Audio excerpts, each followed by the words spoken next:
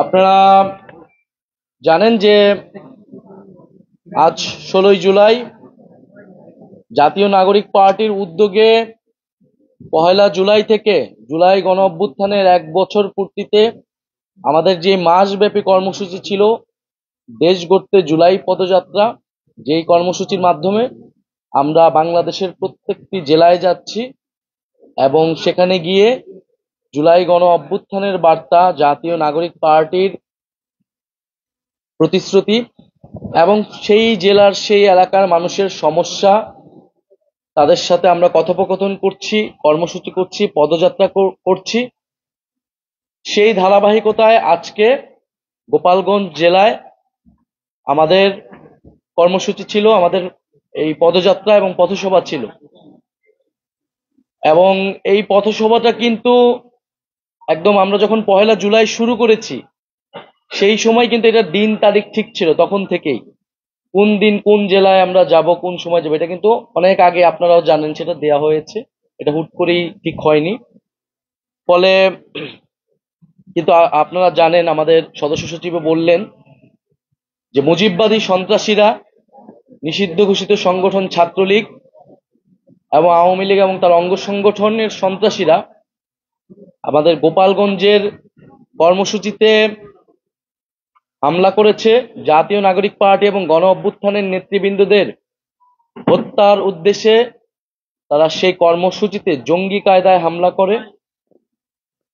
আমরা যেহেতু আমাদের কর্মসূচিটি ছিল যে 64টি জেলায় আমরা যাব, ফলে সেই ধারাবাহিকতায় আমরা গোপালগঞ্জ জেলায় গিয়েছি এবং গোপালগঞ্জ জেলায় গিয়ে আমরা অন্যান্য জেলায় যে কর্মসূচিগুলো করেছি সেই জেলার মানুষের সমস্যার কথা শুনেছি, সমস্যার কথা তুলে ধরেছি, গণ অভ্যুত্থানের কথা তুলে ধরেছি, জাতীয় নাগরিক পার্টির পরিস্থিতির কথা তুলে ধরেছি।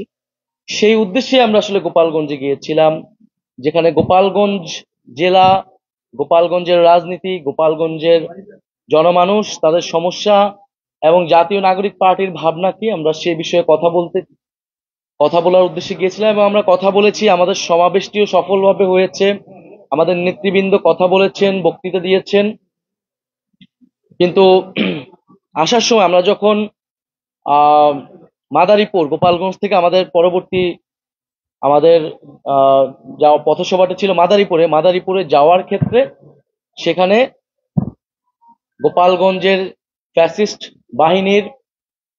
ফ্যাসিস্ট আওয়ামী লীগের সন্ত্রাসীরা, মুজিববাদী সন্ত্রাসীরা হামলা চালায়, গুলিবর্ষণ করে, দেশীয় অস্ত্রশস্ত্র নিয়ে আমাদের গাড়ি বহরে হামলা করে এবং সেখানে যারা নিরাপত্তা বাহিনী ছিল, আইন শৃঙ্খলা বাহিনী এবং সেনাবাহিনী, তাদের উপরে হামলা চলায় এবং এক পর্যায়ে তাদের সহায়তায় আমরা সেখান থেকে খুলনায় চলে আসি এবং আমাদের আজকের যে পথসভাটি ছিল মাদারীপুর এবং শরীয়তপুর, সেটি স্থগিত করা হয়েছে সেই আজকের এই ঘটনার কারণবশত।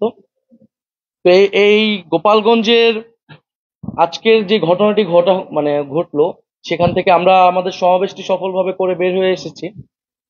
কিন্তু এটা দেশবাসীর কাছে স্পষ্ট করে এবং পুরো বিশ্ববাসীর কাছে স্পষ্ট হয়েছে যে আসলে আওয়ামী লীগের যে আসল রূপ, যে একটা মুজিববাদী সন্ত্রাসী ফ্যাসিস্ট এবং একটা জঙ্গি বাহিনীতে তারা রূপান্তরিত হয়েছে, তারা তো গণতান্ত্রিক বা কোনো একটা রাজনৈতিক দলের মধ্যে পড়ে না, সেই রূপটা কিন্তু আজকে গণ অভ্যুত্থানে এতদিন পরে আবারও জনগণের সামনে, দেশবাসীর সামনে স্পষ্ট হয়েছে।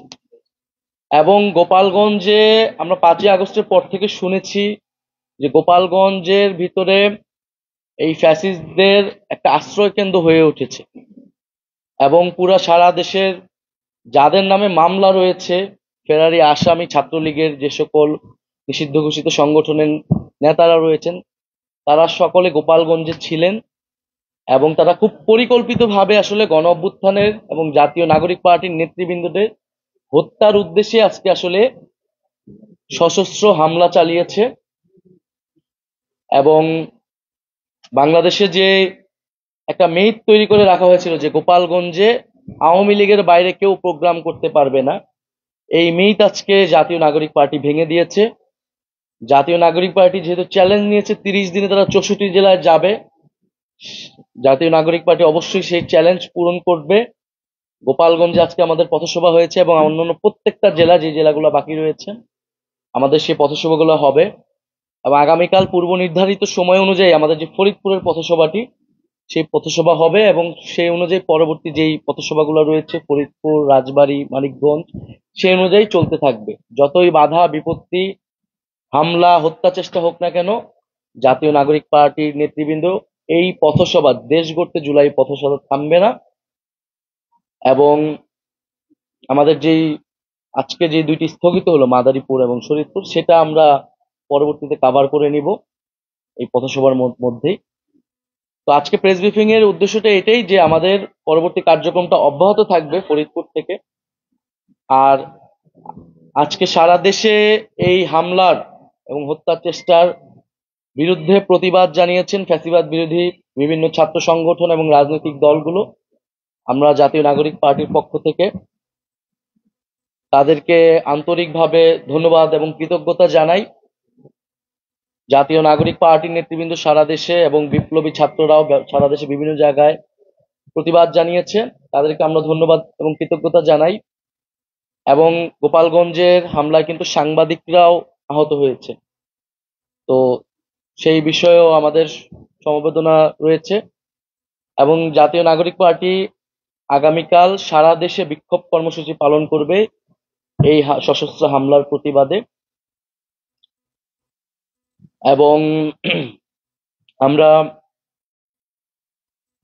আমাদের যেই ফরিদপুরের পথসভা কালকে থাকবে, আমরা সারা দেশের মানুষের প্রতি আহ্বান রাখছি, সরকার এবং প্রশাসনের প্রতি আমরা আহ্বান রাখছি যে আমরা কিন্তু গোপালগঞ্জে আমরা বা যে কোনো জেলায় যখন আমরা যাই, প্রশাসনের সাথে কথা বলেই যাই, সিকিউরিটি ক্লিয়ারেন্স নিয়ে যাই। গোপালগঞ্জে কিন্তু একইভাবেই যাওয়া হয়েছে। সেখানকার আইন শৃঙ্খলা বাহিনী এবং প্রশাসন আমাদেরকে যে ডিরেকশন দিয়েছেন, যে রুটে যেতে বলেছেন, আমরা কিন্তু সেভাবেই গিয়েছি এবং আসার সময় সেভাবেই এসেছি। তারা যদি আরো কঠোর হতো, আরো সতর্ক হতো আগের থেকে, তাহলে হয়তো পরিস্থিতি তারা সামাল দিতে পারতেন। এবং তারপরও তারা সহায়তা করেছেন। এবং ওখানে আমাদের স্থানীয় যেই নেতাকর্মীরা রয়েছে গোপালগঞ্জে আমাদের একটি সমন্বয় কমিটিও রয়েছেন, প্রধান সমন্বয়কারী আমাদের সাথে আছেন আরিফুল দারিয়া। সেখানকার তাদের পরিবারগুলোকে কিন্তু হুমকি দেওয়া হচ্ছে এবং তাদের নিরাপত্তার বিষয়টা আমরা দাবি জানাচ্ছি। এবং সেখানে আমাদের স্টেজে আমরা যাওয়ার আগে এক দফা হামলা হয়েছে, সশস্ত্র হামলা হয়েছে, স্টেজে আগুন লাগিয়ে দেওয়া হয়েছে, পুলিশের গাড়িতে আগুন লাগিয়ে দেওয়া হয়েছে। সারা দেশের মানুষ এগুলো দেখেছে, আপনারা দেখেছেন। ফলে এটা নতুন কিছু নয়। আওয়ামী লীগের যে চরিত্র, ফ্যাসিস্ট বাহিনীর যে চরিত্র, মুজিববাদী সন্ত্রাসীদের, সেই চরিত্র উন্মোচন করেছে। ফলে আমরা মুজিববাদীদের বিরুদ্ধে আমাদের যে লড়াই, যে সংগ্রাম, সেই সংগ্রাম আসলে শেষ হয়ে যায়নি। সরকারকে অবশ্যই কঠোর অবস্থানে যেতে হবে, জনগণকেও সচেতন হতে হবে এবং এই যে আমাদের লড়াই মুজিববাদের বিরুদ্ধে, সেই লড়াই চলমান রাখতে হবে। আমরা আজকের এই প্রেস ব্রিফিং থেকে দাবি জানাচ্ছি যে পুরো ঘটনার সুষ্ঠু তদন্ত করতে হবে। যারা এই ঘটনার সাথে জড়িত, যাদের পরিকল্পনায়, যাদের অংশগ্রহণ এবং যারা হত্যা চেষ্টা চালিয়েছে, তাদেরকে দ্রুত সময়ের মধ্যে, আগামী 24 ঘন্টার মধ্যে তাদেরকে গ্রেফতার করতে হবে এবং পরবর্তীতে তদন্ত সাপেক্ষে বিচারের আওতায় আনতে হবে। ধন্যবাদ। আপনারা তো আগে থেকে